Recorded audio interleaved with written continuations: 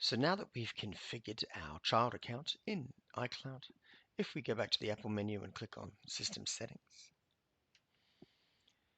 and we click on the Family on the bottom left here, and you can see now we're going to select one of the children that we've got in our family account, and we go to the settings of that. And before we can do anything else, we need to turn on and enable screen time, which facilitates the rest of the restrictions on the device or in the iCloud account.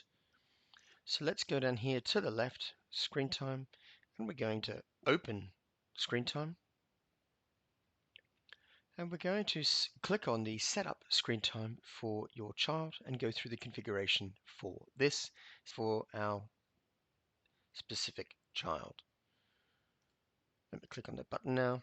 And here are some of the things we can do with the screen time. You will know, or you will see, that these are familiar to the previous video that we've had around iPhone basic controls for screen time. It's just that this can be managed inside the iCloud account and can be managed by you from your own Apple devices as the parents or guardians of your children. So let's go and click on continue. And this is where we can configure quite quickly the content restrictions and how we can customize the types of content. So at the moment we can change or allow ages or set the content restrictions around specific ages. Under web content we can allow all websites. It can be unrestricted. Sorry, we can allow some websites. We can have unrestricted access, or we can just simply limit adult websites. Let's leave it at limit adult websites for now. For the apps, we can allow ages 4 or plus, or 4 plus or greater. For movies, we're only going to allow G. For TVs and shows, we're only going to allow G. Books, we are not going to allow explicit.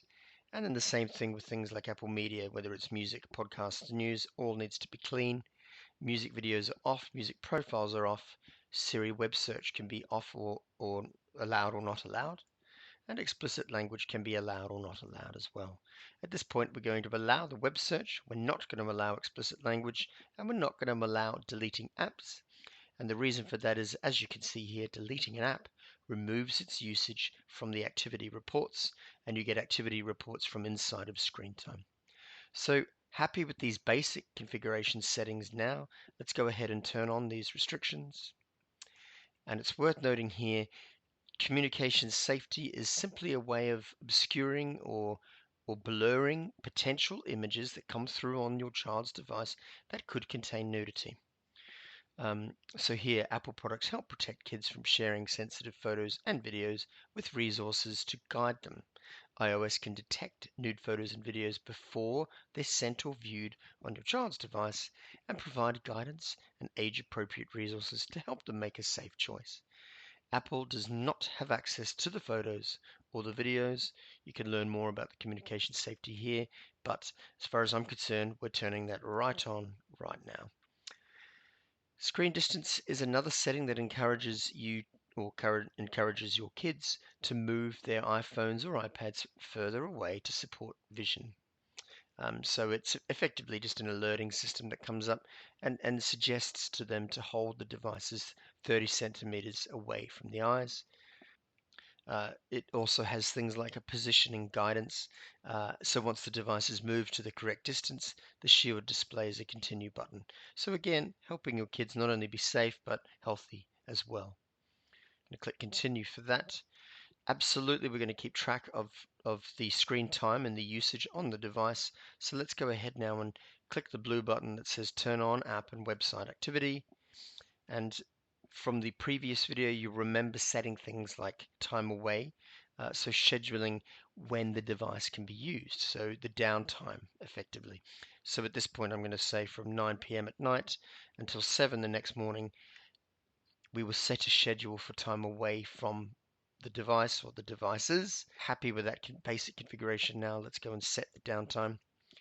Parental controls. Now this is where we can set the lock code. We're setting this remotely, which is fantastic. And it means, though, that we can configure this at any point, so it will apply to any device that our children log into with their iCloud username and password. Happy with that configuration for now. Going to click continue.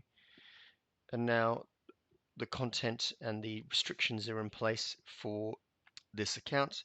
The best thing to do next is to test it by logging into a device. So we'll see you in the next video when we go through those settings. Bye for now.